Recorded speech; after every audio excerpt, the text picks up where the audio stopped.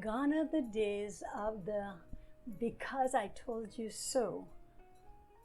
If you want your child or your student to accept an idea with an open mind, you will need to make him curious about that idea.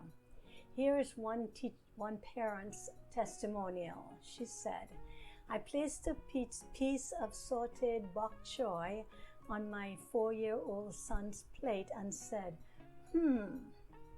this is a new veggie called bok choy.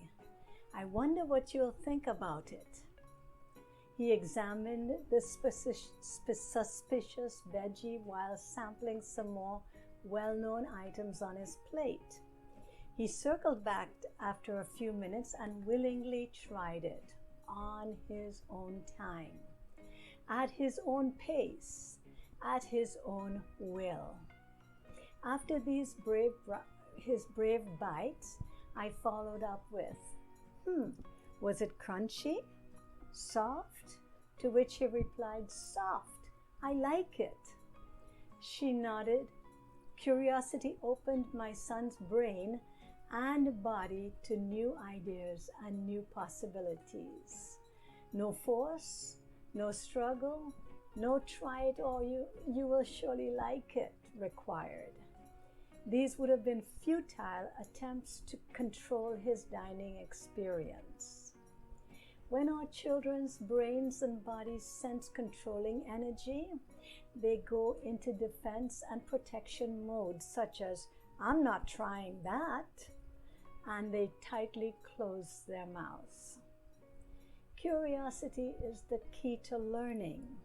Research shows that when we're curious about a subject, we are also much more likely to remember information we learned about that subject. Therefore, it is critical that every teacher and parent learn the skill of igniting curiosity in our children. Welcome to Ruth's Straight Talk, the channel designed to help you, your students, and your children live fuller lives, become lifelong learners, and grow into the awesome human beings you were designed to be. Knowing how to ignite your students' curiosity will most certainly improve the learning outcomes. I'm Cynthia Ruth. In this video, I will share with you several ways to use curiosity to motivate your students. Also, don't miss my bonus strategy at the end of this video. So let's get right to it.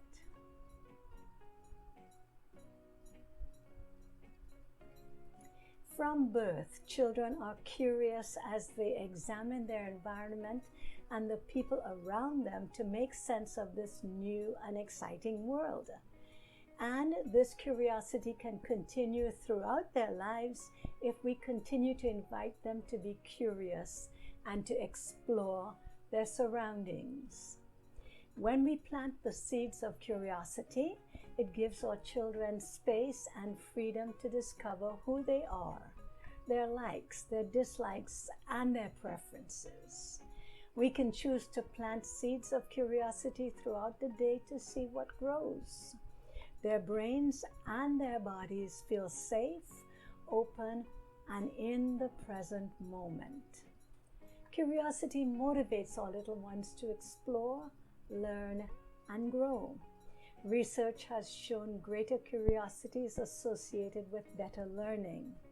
So then, how do we promote this wonderful thing called curiosity? Number one, we ask questions. If you want to fire up your students' curiosity, you need to encourage them to ask questions. Curiosity most often begins with questions such as, why? Why is the sky blue? Or why should I eat vegetables? When you or your students ask the question why, you could get a good idea as to what interests your child. Then you can tailor your lesson towards that area of interest, or simply allow the child to follow their curiosity to a greater understanding of the topic. And try not to answer the question, but gently lead them to where they could find the answers. So avoid giving dry lectures where you explain everything.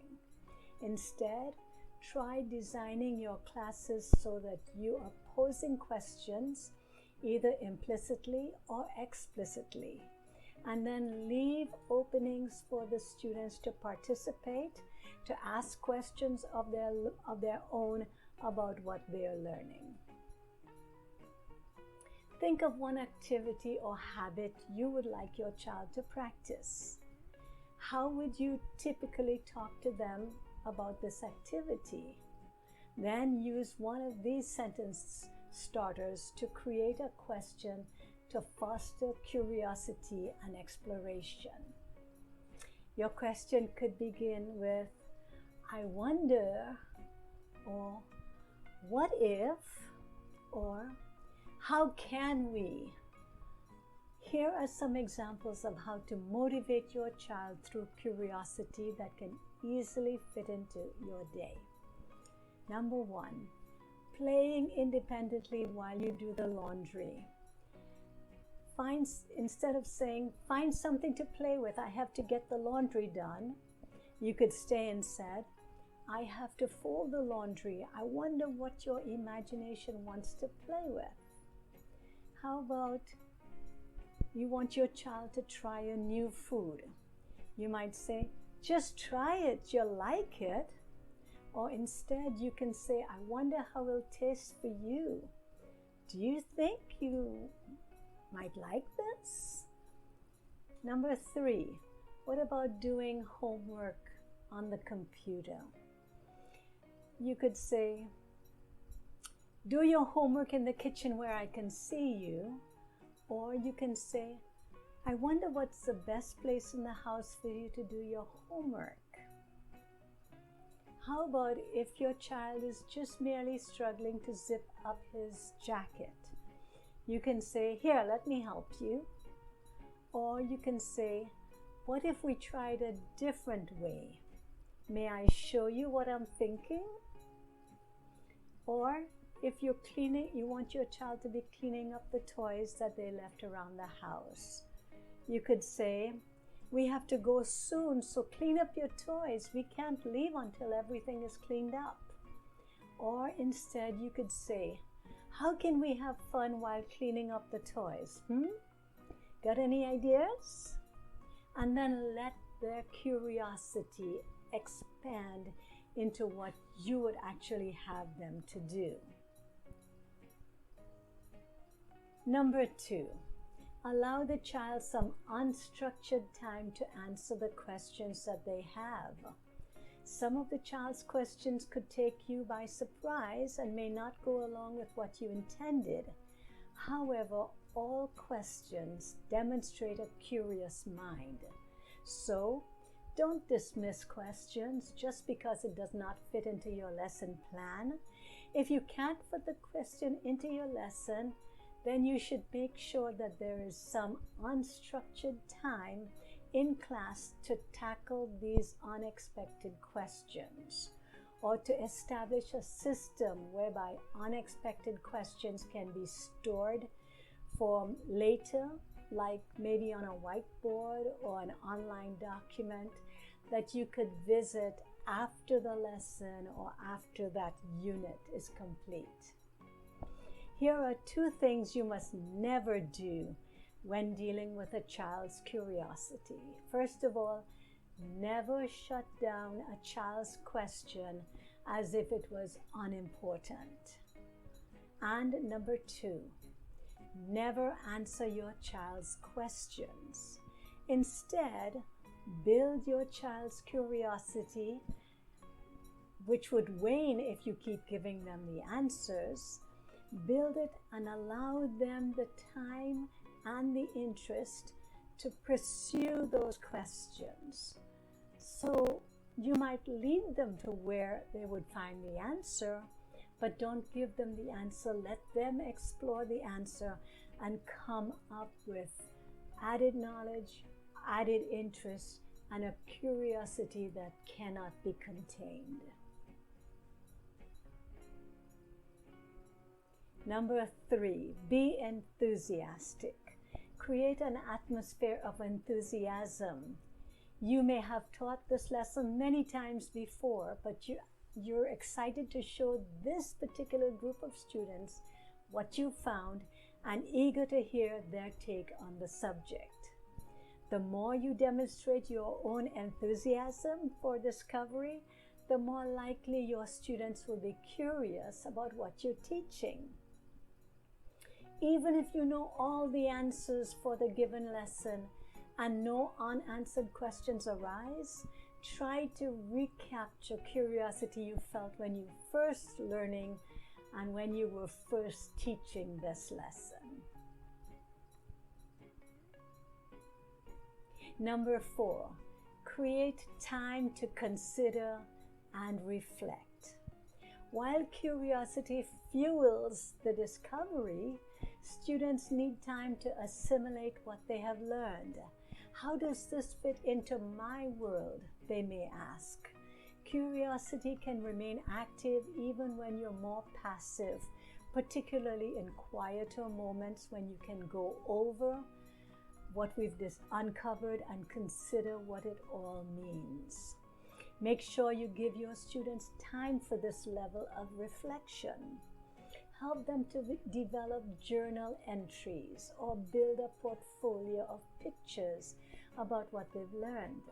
Not only does this kind of reflection help in learning, it can also teach your students to make curiosity a constantly present part of their lives. For more information on education and parenting, please subscribe to my channel, rootstraighttalk.com, at the end of this video.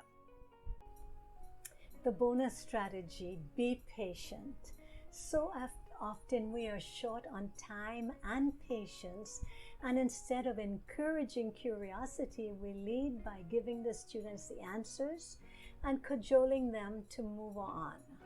We find ourselves coaxing, just try it. But when we do this, we sabotage our own goal of learning. If we are to nurture curiosity in our students, we must practice patience regardless of what the curriculum dictates. We need patience to talk through the questions that the students have. We need patience to allow them to pursue the answers to these questions, and we need patience to allow them the time to assimilate what they have learned. Also, keep in mind that not all students learn at the same pace. So as teachers and parents, we need to slow down and allow curiosity to do its job in your child. So there you have it, several strategies to help your child stay motivated through curiosity. If this video has helped you, please leave me a comment at the bottom of the screen. Also, if you have a story, a tip, a strategy, a question, or just some advice that you would like me to share with my audiences, please also leave me a comment at the bottom of the screen.